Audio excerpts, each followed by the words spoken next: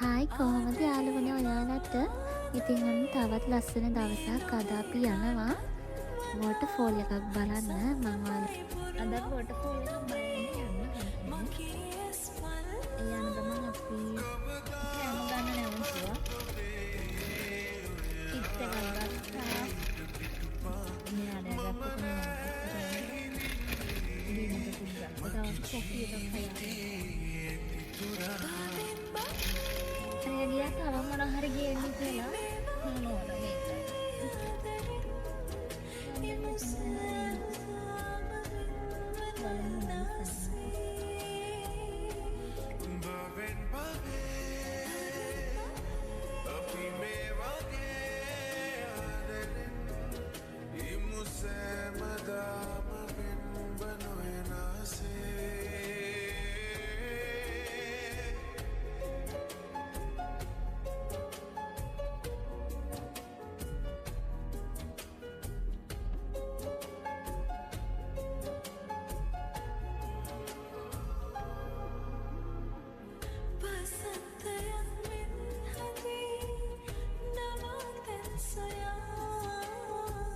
දැන් මේ අපි යන ගමන් මේ වෝටර්ෆෝල් එක තියෙන ගමයි අපි ඉන්න තැනට අපි ඉන්නේ ලිමසෝල් නගරේ. ලිමසෝල් වලට කිලෝමීටර් 47ක් දුරින් තමයි මේ වෝටර්ෆෝල් එක තියෙන්නේ. ඉතින් අපි යන ගමන් සින්දුවකුත් දාගෙන ඒ පරිසරයේ ලස්සන විඳින්න දැන් ඉතින් අපි ඉස්සරහට යනවා. හරිම ලස්සනයි ළමයි පරිසරය. දැන් ඉතින් ඔන්න අපි තැනට ඇවිල්ලා ඉන්නේ. දැන් අපි කාලා ඉන්න තමයි හදන්නේ. මොකද කිලෝමීටර් 3ක් ඇතුළට අපි තව පයින් යන්න ඕන. ඉතින් අපි මේ ගෙනාපු කෑම මෙහි කෑම තමයි අපි ගත්තේ. ඉතින් ඒවා අපි කන්න හදන්නේ. ඉතින් අපි කාලා තමයි මෙහි යමෙන් ගොඩක් කෑම වර්ග නැහැ. මෙහි තියෙන මස් වර්ග ඊට පස්සේ අල ඒ වගේ කෑම ජාති සලාඩ් ඒවා තමයි මෙහි ගොඩක් තියෙන්නේ.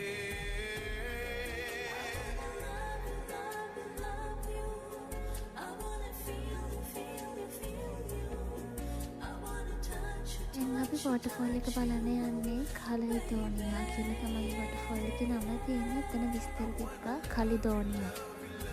අපි මෙතන ඉඳන් කිලෝමීටර් 3ක් ඇතුළට පයින් ඇවිදගෙන යන්න ඕන. දැන් මේ අපි යන ගමන් පටන් ගත්ත විතරයි.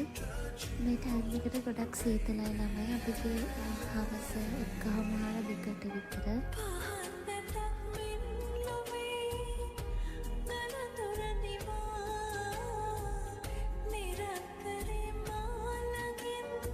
ඉතින් මේ වගේ යන හැමතැනකම තව කිලෝමීටර් කීයක් තියෙනවද ඒකට ඒ දේවල් පිළිබඳ විස්තර හැමදේම දාලා තියෙනවා.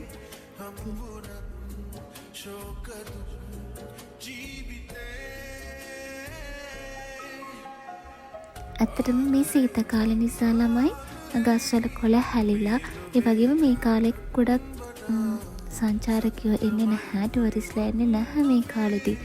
ඉතින් හරිම නිදහසේ අපිට යන්න පුළුවන්. අතරටම හරිම ලස්සනයි මේ කාලෙත් ඇත්තටම බලන්න ඕනේ. ඒ වගේම වින්ටර් එක ඉවර වුණාමත් සමයකෙදිත් අපි ඒක බලන්න ඕන දවසක.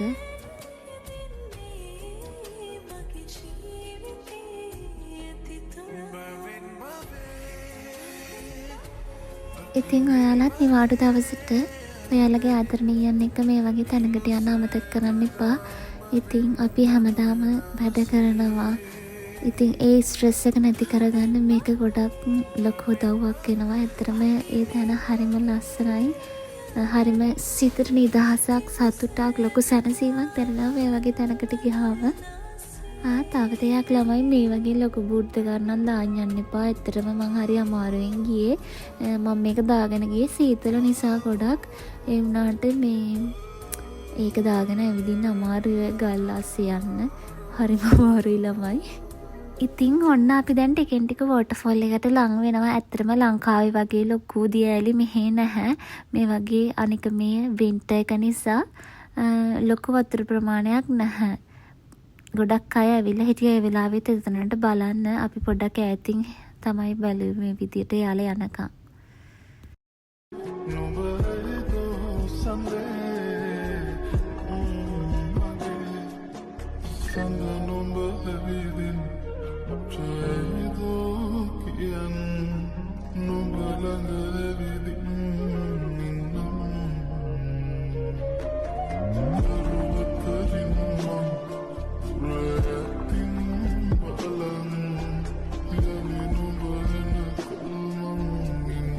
අපි එතනට වෙලා ටිකක් වෙලා හිටියා. ඉඳලා ඒක දිහා බලාගෙන ටිකක් වෙලා හිටියා. ෆොටෝස් ගැහුවා, වීඩියෝස් ගත්තා. ඉතින් ඇත්තටම හරිම ලස්සනයි. දැන් ඉතින් අපිට ඇවිල්ලා මහන්සිය නිසා අපි එතනට වෙලා වාඩි වෙලා ටිකක් හිටියා. ඇත්තටම හරිම නිදහස්, හරිම මට කියන්න තේරෙන්නේ නැහැ ඒක වචන වලින්. ඇත්තටම හරිම සතුටක්, නිදහසක් දැනෙනවා හිතට ඒ වගේ ගමනක් ගියාට පස්සේ. ඉතින් දැන් ඔන්න අපි ආයෙමත් යන්න තමයි පටන් ගන්නේ. ආයි ඒ වගේම කිලෝමීටර් 3ක් අපි පයින් අතර පල්ලෙහාට යන්න ඕන.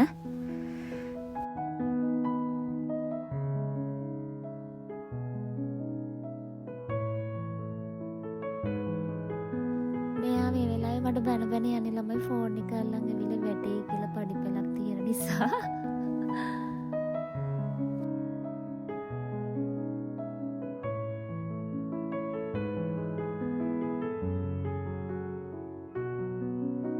අපි දැන් පල්ලෙහාට ගොඩක් බහැලා තියෙන. ඉතින් තව මහන්සි නිසා මෙන්න මෙතනින් ඇවිල්ලා වාඩි වුණා. වාඩි වෙලා දෙන්නත් එක්ක පොඩ්ඩක් හිටිය නිදහසේ.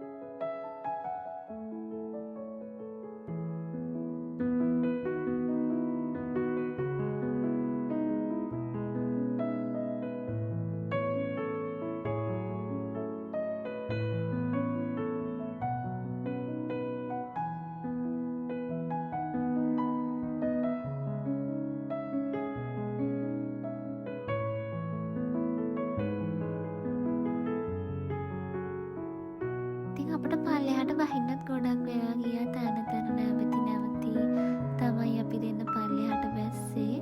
ඉතින් මේ මම යනවා මෙයා වීඩියෝ එකක් ගන්නවා. මට දැන් ගොඩක් මහන්සි ළමයි.